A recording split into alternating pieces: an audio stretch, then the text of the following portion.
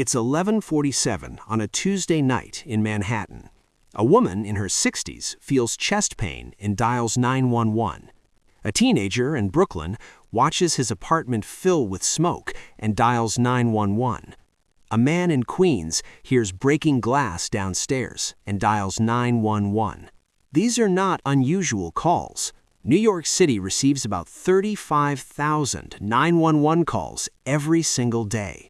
The system was built to handle this. It's been handling it for decades. Fire, police, medical, everything routes through the same number, the same network, the same promise. Help is coming. The calls go out, the phone rings, and rings, and rings. What happened next wasn't a blackout. It wasn't a cyber attack. It wasn't a single catastrophic event that made headlines the next morning. It was something quieter, something that spread across months, then years. Between 2020 and 2022, New York City's 911 system began to fail, not by collapsing, but by slowing down. The woman with chest pain waited 4 minutes before anyone answered. The teenager in the smoke-filled apartment waited 6. The man hearing an intruder waited 9. They all got through eventually, but in emergencies, eventually isn't enough. This isn't a story about corruption or conspiracy. It's a story about capacity, about what happens when the invisible systems we trust most start to buckle under weight no one saw coming. Millions of people kept calling, but fewer and fewer were getting through in time. The 911 system was designed with one principle: speed. When you dial those 3 digits, your call is supposed to be answered within 10 seconds. That's the national standard. In a city like New York, where the volume is massive, the target is even tighter. Answer fast, route fast, dispatch fast. Here's how it's supposed to work. Your call hits the Public Safety Answering Point, the PSAP. An operator picks up, asks what the emergency is, confirms your location. If you need police, you're transferred to an NYPD dispatcher. If you need fire or medical, you go to FDNY. The dispatcher then alerts the closest available unit. Ambulance, fire truck, patrol car, they're already moving before you hang up. In theory, the entire process from dial to dispatch takes less than 90 seconds. In practice, for years, it did. New York City handled millions of calls annually with response times that met or beat the standard. The system wasn't perfect, but it worked. It worked because it was staffed for the load it carried. It worked because there was buffer capacity. It worked because the volume was predictable. Then the volume stopped being predictable, and the buffer disappeared. In March 2020, call volume to 911 in New York City spiked by more than 40%. This wasn't gradual, it happened in weeks. COVID-19 hit, and suddenly people were calling for medical emergencies at rates the system had never seen outside of major disasters. But this wasn't a hurricane or a blackout. This was sustained. Week after week, month after month, the calls kept coming. By mid-2020, the city was receiving over 50,000 911 calls a day, some days more. And it wasn't just medical calls. Domestic disturbances increased. Mental health crises increased. People stuck at home, under stress, in conflict. The entire social landscape shifted, and every shift produced more calls. The system didn't break, but it didn't expand either. The number of operators stayed roughly the same. The number of dispatchers stayed roughly the same. The infrastructure, the phones, the software, the routing protocols stayed the same. What changed was the math. More calls, same capacity. The gap started small, a few extra seconds here and there, barely noticeable, but it was growing. By late 2020, the average wait time to reach a 911 operator in New York City had doubled. Calls that used to be answered in 10 seconds were now taking 20, then 30, then more. On particularly bad shifts, callers waited over a minute just to hear a human voice. That might not sound like much, but when you're calling 911, every second rewrites your understanding of time. You're not on hold with customer service. You're watching someone collapse. You're smelling smoke. You're hearing footsteps where there shouldn't be any. You're alone, and the thing you've been taught your entire life, that help is just 3 numbers away, is suddenly uncertain. The city didn't announce this. There were no press conferences about wait times, no public alerts. The data existed, but it lived in spreadsheets and internal reports. Most people calling 911 had no idea their experience was abnormal. They just knew they were waiting, and they didn't know why. Some hung up and called back, which made the problem worse. Some stayed on the line, heart pounding, seconds stretching. Some gave up. The delay wasn't universal, it wasn't every call, but it was enough. Enough that the buffer was gone. Enough that the system was now running at capacity every single day. And when a system runs at capacity, there's no room for spikes, no room for bad luck, no room for error. The delay didn't stop at the operator. Even after someone answered, even after the call was routed, there was another layer, dispatch, getting a unit to your location. And that was slowing down too. Ambulances were delayed because hospitals were overwhelmed and couldn't accept patients. Units sat outside emergency rooms for hours waiting to offload. That meant fewer ambulances available for new calls. Fire trucks were delayed because staffing was stretched. Firefighters were out sick. Quarantines reduced the number of personnel per shift. Police units were delayed because precincts were short-staffed and call volume was relentless. The delays compounded. A call that took 30 seconds to answer might take another 3 minutes to dispatch. And dispatch didn't mean arrival. It meant someone was assigned. Travel time was separate. In some neighborhoods, response times tripled. A medical emergency that used to see an ambulance in 8 minutes now saw one in 25. A fire that used to get a truck in 5 minutes now waited 15. These weren't worst-case scenarios. These were averages. The system wasn't offline. It was just late. And late in an emergency is its own kind of failure. There's a medical term, the golden hour.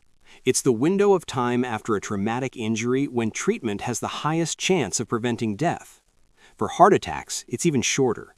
For strokes, every minute of delay increases the risk of permanent brain damage. For fires, the difference between a contained blaze and a total loss can be 3 minutes. For someone being assaulted, for a child in distress, for an overdose victim, time is everything. When 911 is delayed, people don't just wait longer, they deteriorate. A man in the Bronx called 911 during a heart attack. He waited 4 minutes for an operator, another 6 for dispatch. The ambulance arrived 19 minutes after the initial call. He survived, but the damage to his heart was severe. Damage that might have been minimized with faster care. A family in Staten Island called about a kitchen fire. They waited on hold. By the time the fire department arrived, the fire had spread to the 2nd floor. They lost the house. A woman in Harlem called about a domestic violence situation. She waited. The situation escalated. By the time police arrived, she was injured. These aren't isolated incidents. They're patterns. Patterns that emerge when a system designed for speed is forced to operate slowly. The delays didn't kill the system, but they changed what the system could protect people from. And for some people, that difference mattered more than anything. Inside the call centers, operators were drowning. Shifts that used to have manageable call flow were now relentless. Calls stacked up faster than they could be answered. Operators who used to have a few seconds between calls to breathe, to log notes, to reset, now had none. The job has always been hard. You're the first voice someone hears in the worst moment of their life. You're expected to stay calm while they panic. You're expected to gather information while they're screaming, crying, barely coherent. You're expected to make snap decisions that could mean life or death. And you're expected to do it again, and again, and again. Now, add volume, add exhaustion, add the knowledge that people are waiting, that every second you spend on one call is a second someone else is on hold. The guilt alone was crushing. Operators started calling in sick, some quit. Staffing, which was already tight, got tighter. The city tried to hire more operators, but training takes months. You can't just hand someone a headset and tell them to answer 911 calls. They need to learn protocols, geography, system software. They need to be able to stay composed under unimaginable pressure. Hiring helped, but it didn't help fast enough. The gap between the calls coming in and the people available to answer them kept widening. And the people in the middle, the operators, the dispatchers, carried the weight of that gap every single shift. The public didn't know, not really, not until mid-2021, when local news stations started reporting on it. stories about delayed 911 response times, interviews with people who waited on hold during emergencies, data requests that showed how much wait times had increased. The city acknowledged the issue. Officials said they were aware. They pointed to COVID-19, to staffing shortages, to unprecedented call volume. They said they were working on it. They were hiring, they were adding resources, they were monitoring the situation closely. But for the people who had already waited, who had already lost time that couldn't be recovered, the acknowledgement felt hollow. The system had quietly failed them for over a year before anyone with power said it out loud. And even then, the response was slow. Budgets take time, hiring takes time, infrastructure changes take time. The news cycle moved on. COVID-19 continued, the calls kept coming, the delays persisted. By late 2021, some improvements were visible. Wait times started dropping, staffing levels increased, the worst of the surge seemed to be passing. But the trust was damaged. People who had called 911 and waited, who had felt that sickening uncertainty, didn't forget. The assumption that help was always one call away had been tested, and for some, it had broken. New York City did respond. By 2022, the 911 system had added hundreds of new operators. Call centers expanded. Technology was upgraded to better handle high-volume periods. Dispatch protocols were adjusted to improve coordination between police, fire, and medical units. The average wait time dropped back closer to the 10-second standard. Not always, not perfectly, but better. The system had more capacity now, more buffer, more resilience against future surges. The changes worked. The data showed it. Calls are being answered faster. Response times improved. The crisis, in the measurable sense, was over. But it had revealed something uncomfortable. The 911 system, the thing we treat as a constant, as a guarantee, it's not. It's a system. And systems have limits. They have thresholds. They can be overwhelmed. New York wasn't unique. Other cities experienced similar issues. Los Angeles saw delayed response times. Chicago saw callback logs. Houston, Phoenix, Philadelphia, none of them collapsed, but all of them strained. The infrastructure of emergency response, which most people never think about, had been tested, and in many places it had barely held. The improvements made after 2020 were real, but they were also reactive. They came after the damage, after the delays, after people waited longer than they should have. The question wasn't whether the system could recover. It did. The question was whether it would be ready next time. Today, if you call 911 in New York City, your call will almost certainly be answered quickly. The operators are there. The dispatchers are ready. The units are moving. The system works. But it works differently now. Not mechanically, the process is the same. It works differently in the minds of the people who lived through 2020 and 2021. The people who waited. The people who wondered if anyone was coming. There's a specific kind of fear that comes from calling for help and hearing nothing. It's not the fear of the emergency itself, it's the fear of being alone in it, of the system failing, of the one thing you thought you could count on disappearing. Most people will never experience that. Most calls to 911 will be answered in seconds. Most emergencies will get a response. But the gap between most and all is where trust lives, and that gap got wider. New York City's 911 system didn't collapse. It didn't go dark. It didn't stop working. It just slowed down. But in emergencies, slow is a kind of failure, because the entire promise of 911 is speed, the promise that when you need help, it's already on the way. For a few years, that promise was tested, and for some people, it broke.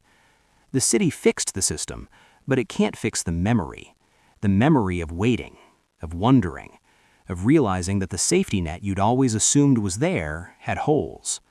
The system is stronger now, but the people who fell through, they remember.